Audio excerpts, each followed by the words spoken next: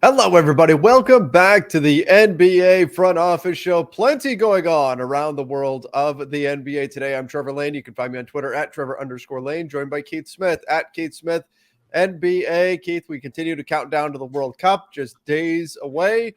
That's going to be fun. The NBA certainly keeping us busy in the meantime. This is going to be like, well, unless you're a huge baseball fan, like sports nirvana coming up here, because we're going to have the NBA going, the World Cup going, and we still have NFL football. Yeah, and then you got college football coming down the stretch too. Correct. They're in their final week, so yeah, absolutely, lots of stuff happening around the world of sports. But we got a good amount of for a midweek in the NBA with nothing special going on. There's just quite a few storylines out there, so I'm excited to dive into them. Yeah, let's start with the defending champs. Steve Kerr had some comments on the Warriors' longevity in terms of this incarnation. I think we tend to just think of the Warriors as it's Steph and Clay and Draymond, and it's always going to be that way. And Steve Kerr says, yeah, not so much. In fact, the shelf life of this team may not be all that long here. What are your thoughts on his comments and where the Warriors are at? Yeah, I think he's being very realistic. I think Steve Kerr, had firsthand experience, as we all, imagine if you're watching this show, you watched Last Dance. So we all saw he was part of that Bulls team as they kind of came to an end. And I think for him with this Warriors group, I think he realizes, hey, we're pretty good still, but Steph is getting older. Clay is getting older. Clay's more injury prone than he prior was in his career. Draymond, who knows what happens there, and then it just gets could all kind of get squirrely on them very quickly. So he wasn't by any means saying it's over today. He kind of said this year, next year, and we'll see from there. But I think he's just trying to tell people like, hey, enjoy it while you can, because at some point this run will come to an end, and when it does, then who knows what that next iteration looks like. So the Warriors right now sitting in 11th in the Western Conference. Now, again, it's early when you expect a lot of movement in the standings right now, but they are 6-1 at home, 0-7 on the road. So not a good road team currently. Do you think any part of this could be Steve Kerr? Because I've seen a little bit of buzz within, Warriors fan circles and things like that about this team needs to make a trade. Could that be Steve Kerr adding a little bit of urgency? Like, hey, the clock's kind of ticking. We may need to make some moves here before the trade deadline. Yeah, it could be. That's certainly possible. He may be kind of saying like, hey, if we want to keep the good times rolling and hang another banner, we might need a little extra reinforcements here. And like I said yesterday, I think James Wiseman is probably time is short with this team unless he goes down there, dominates this G League assignment, and then comes back a different player, which is not really fair to expect of him or for any reason. I think we could be kind of getting down towards the end of time with him, and then that starts to mean trades come. So yeah, I'm not going to say Steve Kerr. I think Steve Kerr and Bob Myers have been together long enough that he would just go tell him if like, okay, we need to make a trade. But I do think that there's maybe he's setting up the collective of the Warriors for like, hey, we might need to do a little something here, if we want to keep this thing moving. Right.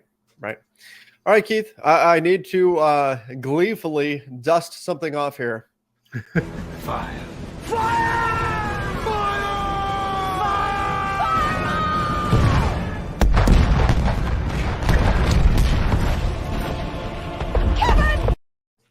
Oh, the Kevin Cannon. I thought we were done with the Kevin Cannon, and here it comes. It is back from the grave. The Kevin Cannon has returned. I love it. Kevin Durant got to talk a little bit about, and by the way, that Home Alone Kevin at the end is all the more appropriate as we get closer and closer to Christmas. Yep. Kevin Durant talks about his trade demand and what that was all about. Spoke quite a bit about the Nets. Spoke candidly after their loss to the Kings as well about the quality of their starting lineup. Kind of took some shots at his teammates. I felt like he had a lot to say. So, out of all the stuff Kevin Durant said, where do you want to start? I mean, I think right, and we're piecing together two separate articles or interviews, conversations, whatever you want to be. I believe one was with I know one was with Chris Haynes of Bleacher Report. That's going to take a little bit of getting used to after the last few years. And then I think it was Mark Spears of Anscape, or was the other one. Part of this, why some people have said, why now? Well, he was in Sacramento. So that's where these guys are quite often located, is up in Northern California. So that's why I think they were able to get with him at that point. I don't think it was anything more than that. I think people are reading into things a little bit. And there's another story we'll talk about in another couple minutes here that I think is also related by where the Nets were. I think with Durant, I very much appreciate that he's being honest and candid about, hey, here's why I asked for a trade. I didn't think things were going in the direction I liked. So I think that's good. I think that the timing was a little weird on his part. I get why the reporters would have wanted to have the conversation, but I think Durant also realizes, like, hey, I'm not going to say anything super controversial here, right? Like I'm going to kind of, clear some stuff up from the summertime and up till now and go from there. So I didn't have any issue with any of the things that he said. It's not like he said, he mentioned, well, my trade demand for the summer. And then everybody went, what? Yeah. What trade demand? Yeah, exactly. Yep. So he mentioned, he didn't like the way that things were being prepared, or the way they were preparing. And he said also that that's not true under Jacques Vaughn, though, that he's very happy with the situation now and confident and all that kind of stuff. It sounded like, as much as, oh my gosh, Kevin Durant said stuff, it wasn't anything that sounded like Kevin Durant is asking out of Brooklyn. In fact, it was to the contrary. It sounds like he really wants to give this a shot here. The Nets right now, just 6-9 on the season, suffered a bad loss to the Sacramento Kings. Really bad. Really bad. And we could talk about destroyed, run off the floor. Yeah. Yeah. So that was not great. You're still missing Kyrie. You've got issues going on with Ben Simmons. And so, like, with all of this kind of stuff swirling, it would be fair for people to ask, like, well, does KD want out again? Is he just going to, resume that trade request at some point? And I think this was him kind of getting ahead of it and saying, no, that's, I'm good right now. It was more about our preparation. I even thought it was kind of interesting towards the end of, I'm mixing up the articles at this point, but towards the end of one of them, he was talking about how people look at his legacy as championships. And he said, no, his legacy is the work that he's done with other players, with younger players that have come into the NBA. His legacy is the stuff he's done with those guys. His legacy is, competing night in and night out. And he went on this nice, I don't want to say a rant, but a nice explanation for how he views things compared to how other people view things in terms of it's championship or bust. And if you don't win a title, then that's always hanging over you. And obviously he's won titles before, but I thought that was cool, getting his perspective about how he sees his legacy, and why, if he doesn't win a championship, he doesn't believe that's going to negatively impact his legacy in this game. Yeah, I appreciate with Kevin Durant. I didn't always have. I think he really is truly, like, married to the game of basketball. I don't think there's a lot of stuff outside of basketball that necessarily matters to him. I think it got taken a little bit sideways when he said about Kyrie, I wish we could have just kind of kept it all quiet. I don't think he was saying, like, hide what Kyrie said. I think it was more of like, what are we doing? Like, let's just play basketball. Like, I think for him, that's what he said. He's obviously, right, he's famous because he goes at people on Twitter. But what gets missed is every night he's not playing, he's on Twitter tweeting about games, interacting with people about stuff that happens in games and those kind of things. And every once in a while, somebody says something dumb. The one place Kevin Durant and I are alike is people upset me on Twitter too, and he claps back, as do I. But I think it's I think he is very much like, hey, let's just do this. And I always thought, I don't know if we've ever talked about this on the show.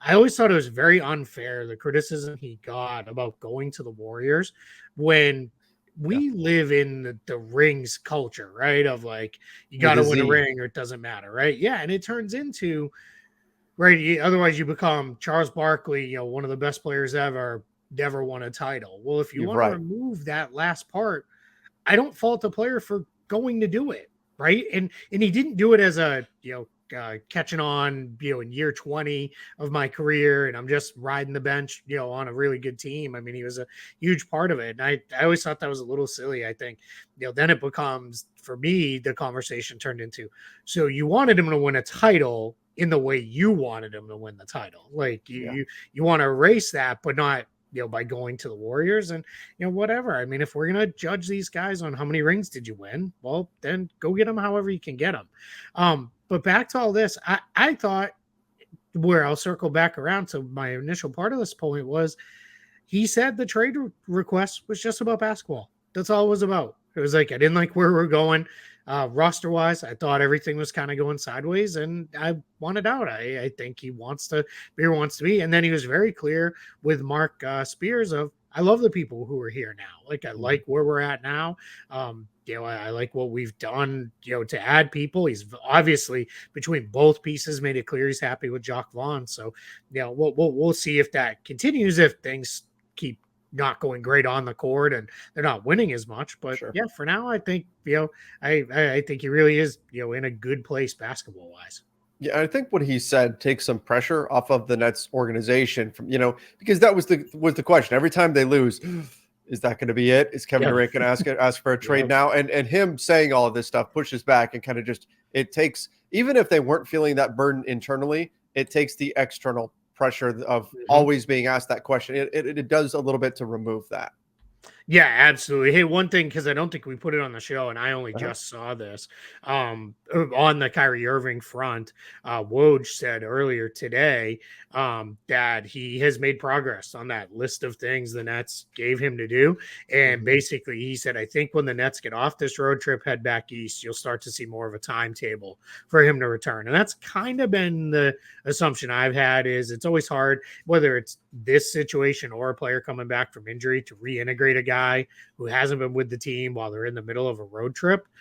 So I've always kind of looked at it as, all right, probably by the time they get back to Brooklyn, that's when we'll see him again. So it'll mean he'll have missed, I think it's going to be about 10 or 11 games at that point. But that's what I'm thinking is probably that's when we see him back with the Nets. All right. Well, good update there. Also got word that the Nets are frustrated with Ben Simmons. There was a piece in The Athletic all about this. And, Simmons talked a bit about all of his struggles, the things he's gone through with his back, now with his knee bugging him, and he's getting his knee drained. And now he's basically been turned into a backup center for the team behind Nick Claxton. Things not working out the way the Nets wanted. I know recently, I don't remember if it was yesterday's show or not, we talked about his trade value and how the Mavs weren't going to be interested in a trade or anything. It just seems like Ben Simmons can't quite get his career on track the way he wants to. And this article did a lot to illuminate some of the physical ailments that have been preventing him to a degree from doing that. Of course, we know the mental health concerns as well. But the Nets also are in a spot where they've got to win basketball games. And so there's starting to become some frustration that may have boiled over a little bit in a players-only meeting. So a lot to unpack there. Yeah, I think much like we talked about for the entirety of last season, when he didn't play, it's a $30+ million salary hole that you just can't you can't have and be a good team. It's almost impossible, right? To have a guy out that makes that much money, that big of a percentage of your salary cap, and then still be good. So I think when he misses time, the challenge for the Nets is, where do we go? Because we built the roster designed around, we will have Ben Simmons. And then when he's not playing, or he's not playing up to par, because that was another source of their frustration. When he does play, he's not playing well, is where are we at? Now, it's funny because I saw, again, why did this come out when it came out? Well, this was authored by Sam Amick and Shams Charania. And Sam, I believe, unless I'm wrong, is still located in Northern California, again, where the Nets have been. So it's, they're there. They had a chance to talk to him, likely in person, and they got some really good stuff from him. Again, I thought very open and candid about, hey, my knee was a mess. I had to get it drained. I had extra fluid in there, and they had to get, some of that extra blood out of there and those kind of things. He talked about a lot of the stuff he's gone through. So it's tough, because I think people who don't like him are going to continue to be like, man, this guy's just stealing money. He doesn't really want to play. Right. But I don't know. I'm so hesitant to ever put that on a guy because it does seem like he's doing what he has to do to get back. I don't know that we're ever going to see the Ben Simmons we saw in his first couple of years in Philly, where it's like, wow, this guy is a dominant, defensive player of the year level defender who can also be a top tier playmaker. I just don't know that we're going to see that again. I don't know that that's in there, whether it be for, his makeup on the court physically or mentally, that, he clearly doesn't really seem to want to drive and shoot the ball. He doesn't want to do any of that stuff. Defensively does seem a step slow, and now we've got a pretty lengthy injury history too to go with it. So I don't know that we're ever going to get that Ben Simmons again. Oh, you even go back randomly. I watched his first summer league game, ever, right? Against Jason Tatum. Yeah, it looks so different. It looks so. I mean, he looks like a completely different player. Mm-hmm. I remember we were all going crazy because he was actually hitting mid-range jumpers, and I'm like, oh my gosh. I hope he's able to get things on track and figure everything out. Yeah. And physically, he's able to. Obviously, his knee issue is not good. I think that's part of it too. These physical ailments are preventing him from doing some of the things that he would like to do out there. Yep. Speaking of physical ailments, Isaiah Stewart out 2 to 3 weeks with a toe sprain. Not good. I mean, not the worst thing. We've had worse injury news certainly come up, but not good for Isaiah Stewart and the Pistons. Yeah, I mean, another young guy out for them. Cade Cunningham is out. Yeah.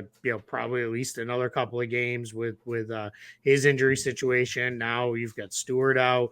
They did just get Marvin Bagley back, so they're covered. What I gotta wonder now with Stewart is they had actually moved Saddiq Bey to the bench for their last game because they wanted to get Marvin Bagley in the starting group. I guess as they go back to Saddiq Bey in the starting group over Stewart. I wonder, does it become hard for Isaiah Stewart to reclaim that starting spot? I have long thought his best role on a really good team is probably a 20 to 25 minute big who comes off your bench, flying around, playing with a ton of energy. Think early career Montrezl Harrell.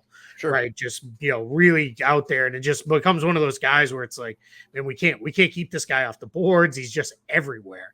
I've always thought that's where Isaiah Stewart, best role would be in the league. I think he's a little miscast as a starting, whether it be center or power forward. He's shooting more, kind of a little bit better. The form looks okay on the shot. So we'll see what that looks like. But yeah, I don't know that I'm, sold that he should be a starter. So maybe this starts to transition the Pistons into, hey, we're going to bring you off the bench and, you're still going to be a big part of the team. You're still going to play a ton, but let's go. But here's my question for you though. Mm-hmm. Why do NBA injuries come in waves? Like 2 big toe sprains in back-to-back days for 2, fun young players. Like what? Why does this happen? It's weird when it's the same injury. That's what I mean. On the Lakers, we have 2 guys out with thumb surgery. Yeah. How does that happen? How is this? How is this? I'm wrestling and they got too aggressive. The injury bug is just laughing somewhere, right? Right. I think the injury bug has just decimated teams for so many years at this point that it's gotten bored, and so it has to get creative. And so that's why this is happening. Or so, it's just pressing repeat on the thing, just assign random name and repeat the injury. Yeah. I do want to know. I can't wait for the 30 for 30 about how the thumb wrestling got out of control in the Lakers locker room. And we're gonna hear all about that. It's gonna be a famous story that's gonna come out about an epic thumb wrestling battle. At one point, Dennis Schroeder took the baseball cap he was wearing and he turned it backwards. Oh man, he went over the top. Love it. That's a great movie. I watched that movie a lot as a kid. That is a great bad movie. Now people are, what are they talking about now? It was the 80s, folks. Mm-hmm. It was the 80s. Yeah. That's all I can say. Man. Let's talk a little bit about your Celtics. Poeltl potentially in their sights. Robert Williams, what's the confidence level around Boston right now about Robert Williams, his ability to return, and is that driving potential interest in Poeltl according to Brian Windhorst? Yeah, I don't think that's driving the Poeltl interest. I think they feel pretty good that Williams is going to be back. Probably, I keep saying Christmas-ish, somewhere in that range. He's traveling with the team on some of these road trips, which is generally a really good sign. You don't usually see a player go on road trips unless they're getting close because they prefer just stay home, rehab, do your work. So he said the other day, the media had a chance to talk to him, and he said, doing everything. I'm even dunking again. So I think it's just now let's build up the conditioning. Let's continue to build up strength and make sure when we get you back. But I think what they would like to do is I think they realize part of what might have caused his injury was he was pushed to playing a career high in games and minutes last year. And I think they may be very now conscious of, you know what, Robert Williams might be one of those guys who play 60 games a year and play 28 minutes a game, and you have the kind of dominant force like he was turning into. Because remember, there was a lot of push for him to maybe be defensive player of the year last year. That's how good he was on that end of the floor versus, hey, let's really try to get 75, 80 games out of this guy at 32, 35 minutes a night. I just don't think that's ever going to happen. But in order to do that, you need to have a really good backup. So I think they're looking at it as, hey, Jakob Poeltl makes relatively little money for all things considered right now. He's about $9 million, I believe. So that makes him a very easy trade candidate to go get from salary matching standpoint. And I think Boston is showing under Brad Stevens, yeah, this is not Danny Ainge where I get to hoard every draft pick, you know, like the leprechaun hoards his pot of gold. It's I'll trade these away, right? I'll move them along. So I think you know, Stevens has a different approach to that, probably somewhat of the coach approach, right? Of hey, get me guys now, get me guys who can play today. And I think that's what they're looking at. Also, last thing I'll say, Al Horford's a free agent at the end of the season. Now, he just came out and said he spoke with Steve Bulpett, who's been a Boston covering the Celtics for a million years now. He works for Heavy. Al said, yeah, you know, I think I could play maybe 2 or 3 more years. And he's still playing pretty good. But I think they're looking at it as Horford's aging. Robert Williams has injury issues. If we can grab a guy, let's get a guy. But let's be very clear. This was kind of Brian Windhorst doing the, hey, I'm not reporting, but, you know, just saying, you know, maybe Jakob Poeltl to the Celtics. Now, why would they do that? Exactly. Whenever he does that, man, that perks my ears up because I'm kind of like, you're not just throwing it out there just to randomly throw it. He's not you and I, right? Who like, we'll speculate. We made up a fake trade on the air the other day. Like, you know, he doesn't do that. So whenever he says those kind of things, he's like, I'm not reporting, but, and it's like, you're reporting it, but like, okay, cool. So we'll see. It'll be something to keep an eye on.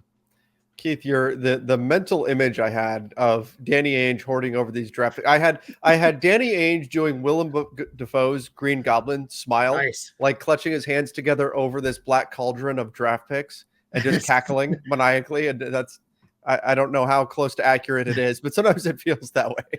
I stayed in the 1980s with the movie Leprechaun, and I don't know if you ever saw the movie. I did. I am the Leprechaun. He's like, you know, get a spot of gold, and he's it's a very, very bad 80s horror movie. So more to come on Keith and Trevor talk bad 80s movies here. That's right. That's right. We're just dating ourselves a little bit, but that's okay. Right? A bunch of people are like, "What are movies?" Right? Like, what are you guys talking about? I watch everything in bite-sized 30-second clips on TikTok. That's right. That's all anybody does now. You don't watch full movies or anything like that because you know, it's not morning in America anymore like it was back in the 80s. Good point. The Knicks, to finish things out. Knicks drop Evan Fournier, Quentin Grimes from their rotation. The Knicks have had a little bit of frustration. They had a players only meeting and all of that stuff. Believe they got a win last night. They did. If I remember correctly. In Utah. Yeah, and now that's 3 losses in a row, I believe, for the Jazz. Yep. I don't know what that's going to mean for them. I think they've already won too much to, you know, fully go into tank mode or anything like that. But nevertheless, the Knicks dropping Fournier and Grimes from their rotation. Is that surprising to you? A little bit more on the Quentin Grimes part. Maybe kind of oddly, just considering Fournier is obviously the higher paid and more established player, but Quentin Grimes was a guy who, remember, we had a lot of reporting and it came from both sides, both Utah and New York, that they were like, nope, he will not be a part of any Donovan Mitchell trade talks. He's off limits. We're going to keep him. And I get it. He's working his way back from an injury. So maybe this is more of a temporary thing. Like, yeah, we're playing him, but he's really not ready yet. So, yeah, we're just going to drop him, take that pressure off, really let him get ready and go. The Fournier one, yeah, we'll see if that really ends up mattering or not. I think there's a chance it you know, won't matter for the Knicks. I think what probably happens is, much like when he finished up in Orlando, some team's going to need a wing shooter, a guy who can do a little bit with the ball in his hands, guy who can just kind of put him in your rotation, be okay by the trade deadline, and the Knicks probably move on from him. Because the reality is, even without dropping these two guys, their rotation was a little overstuffed at the guard wing position. They just had, one guy too many. So now you can, get Grimes worked back in there eventually. But I do think Fournier probably gets moved on from at some point. And I know people are like, I don't know, that contract's so big. It's not so big that a team, that has championship aspirations that needs a wing wouldn't take him on.